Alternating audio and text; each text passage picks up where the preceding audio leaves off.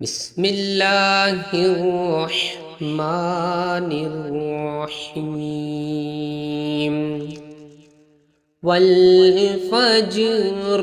وليال عشر والشفع والوتر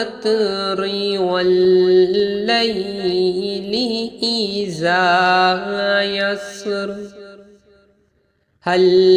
في ذلك قسم لذي حجر ألم تر كيف فعل ربك بعاد إرم ذات العماد التي لم يخلق مثلها في البلاد وثمود الذين جابوا الصخر بالواد وفرعون ذي الأوتاد الذين طغوا في البلاد فأكثروا فيها الفساد فصب عليهم ربك سوط عذاب إن ربك لبالمرصاد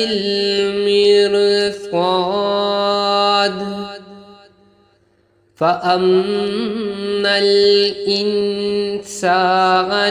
إذا ما ابتلاه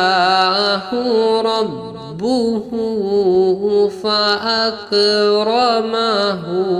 ونعمه فيقول ربي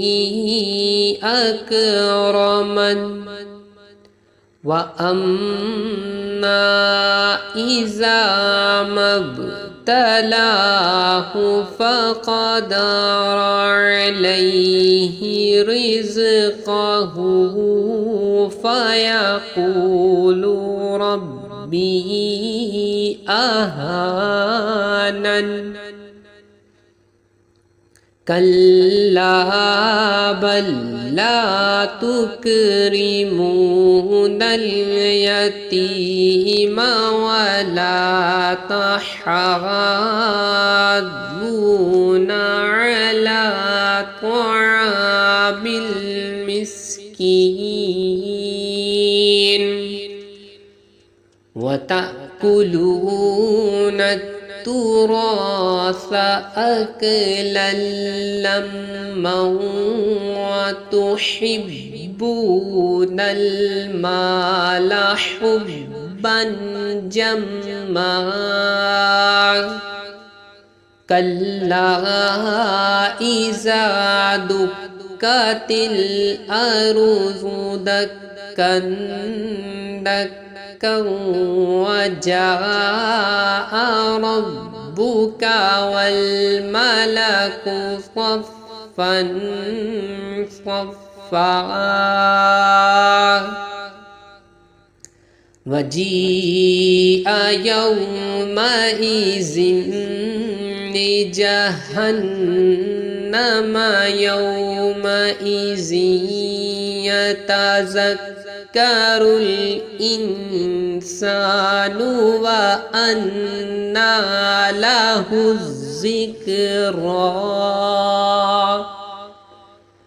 يقول يا ليتني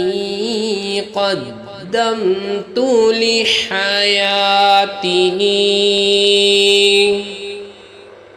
فيومئذ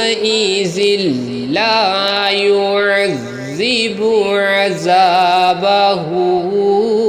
أحد ولا يوثق وثاقه أحد يا أيتها النفس المطمئنة ارجعي إلى ربك راضية مرضية فادخلي في عبادي وادخلي جنته